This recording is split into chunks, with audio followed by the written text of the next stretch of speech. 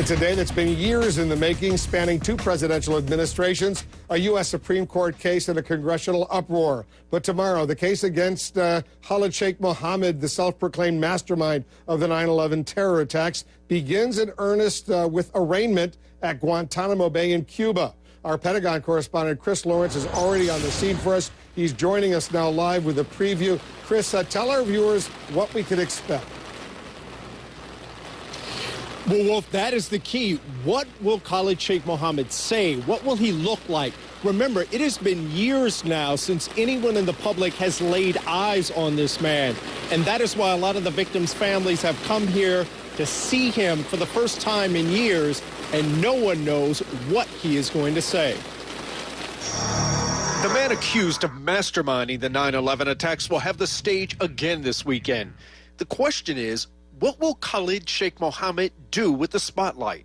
And I've had conversations with other people that think the circus is going to begin with the first appearance. So I think you have to tune in and find out what's going to happen. Former Judge Advocate General Don Guter felt the Pentagon shake on 9/11. One of his staffers was on the plane that hit the building. But Guter opposes trying suspected terrorists at Guantanamo Bay. This is a risky way to take care of these trials, these important trials. In 2008, Khalid Sheikh Mohammed pled guilty to murder and said, "I'm looking to be a martyr."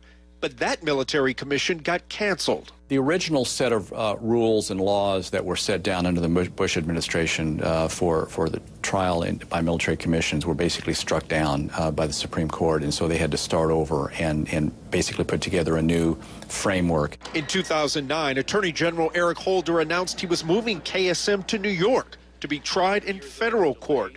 Those allegedly responsible for the attacks of September the 11th will finally face justice. The backlash, public and political, was fierce. It's an unnecessary risk to the city of New York. Holder reversed his decision last year, taking KSM back before a military commission and this weekend's arraignment. And that's definitely a political question. It's definitely a question for whichever administration has Gitmo on their plate.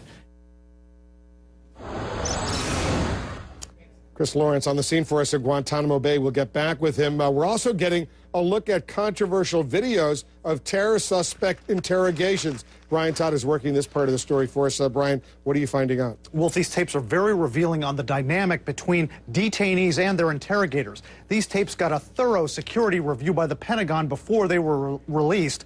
Now, on the most notable tape, we don't see waterboarding, but the atmosphere is tense for everyone in the room. He's sat down in a dingy cell with a hood on. A few seconds later, it's removed, revealing the face of Salim Hamdan, Osama bin Laden's former personal driver. He's interrogated with a machine gun-toting guard watching him the whole time. This video just released by the Pentagon. It was played in open court, part of the military commissions process for prominent detainees. In this interrogation, believed to have been done in Afghanistan in 2002, Hamdan is grilled about missiles and other weapons found in his car.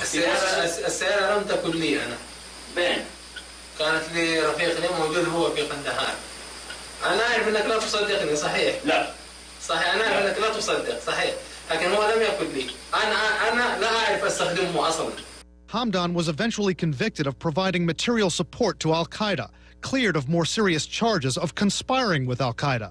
He served more than 5 years at Guantanamo, but has since been released and is now believed to be back in his home in Yemen.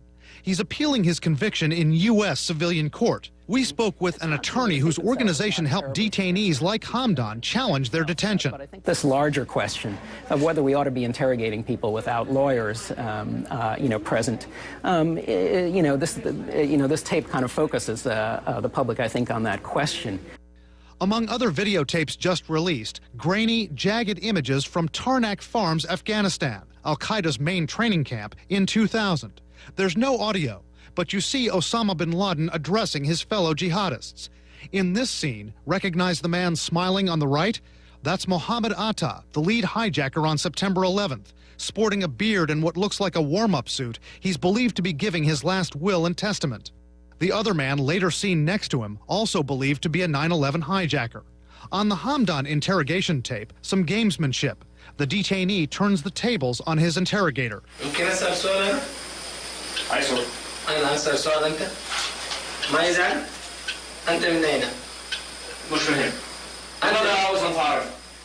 فقط سؤال. أنا قلت لك لا تزعل. The interrogator never answers that question. Now, the translation on this was provided by the Department of Defense. Wolf, some very interesting back and forth between the two there. So with Hamdan's appeal, what's the main legal issue here? Well, it's whether the charge that he was convicted of at Guantanamo, it's material support of terrorism, whether that's actually a war crime or not. Hamdan's lawyers say that it is not a war crime under international law, so it can't be a charge to him in this military commission system. The government says it is a war crime under common laws of war, so they're going back and forth.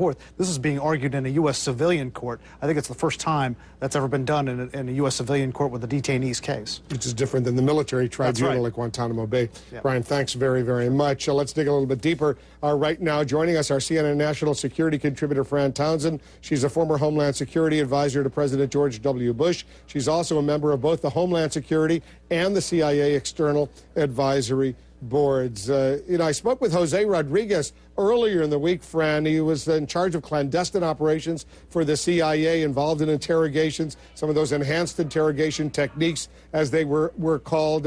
Is it my sense, he says there are far fewer interrogations nowadays than there used to be. Nowadays, they just send drones out and kill these guys, as opposed to trying to capture them to interrogate them. Well, look, we should be very clear that the most effective national security technique is to go out and capture them and then debrief them for their intelligence value so they can tell you, potential plots, they can tell you other actors. I mean, that's the preference. And even John Brennan, President Obama's Homeland Security advisor, acknowledged that. John Brennan's response to Jose's statement was, if we could capture them and interrogate them, we would. We use the drones when that's not a viable option.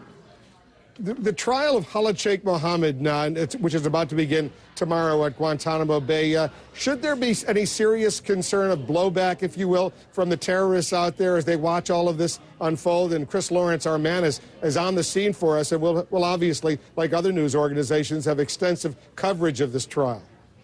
Wolf, I don't think so. I mean, look, there are those who will be in Afghanistan and the Taliban, people who will be watching for things that they can use to either recruit or fundraise or inspire troops. But the fact is, it's from our enemy's perspective, it's years ago. It's not really relevant to today's fight. He really is a relic of the past, as was bin Laden, but he's not the same sort of inspirational figure in al-Qaeda that bin Laden was. And so I don't think we will see blowback, but I think you will see them try to use things that come out at the military commission for their own purposes, for their own propaganda. You think Khalid Sheikh Mohammed will actually take the stand? It's interesting. That's always been a concern. It was a particular concern at the point when Attorney General Holder suggested he was going to try him in federal court.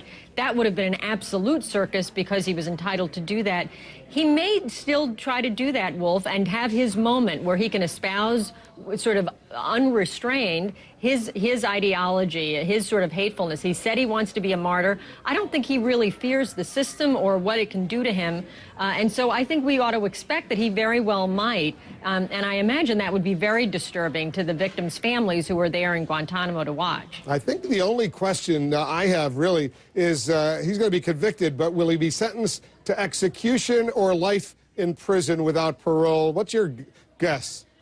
Well, Wolf, look, the downside to him being executed is he will get what he says he wants, and that is he will be made a martyr of. That said, I must tell you, on balance, given his responsibility for the deaths of nearly 3,000 Americans, it's certainly warranted in this case. And so I don't think it should be a shock to anyone if that's what he gets, if he winds up being executed. And I'm not so worried in his case. When it was we've had other trials where they were not executed. That was probably warranted then. The East Africa Embassy bombings, for example, that were tried in the Southern District of New York. But Khalid Sheikh Mohammed is such a class apart and responsible for the blood on his hands of so many Americans. I don't think anybody would argue that if he is convicted, it's certainly warranted in this case. Fran Townsend, thanks very much.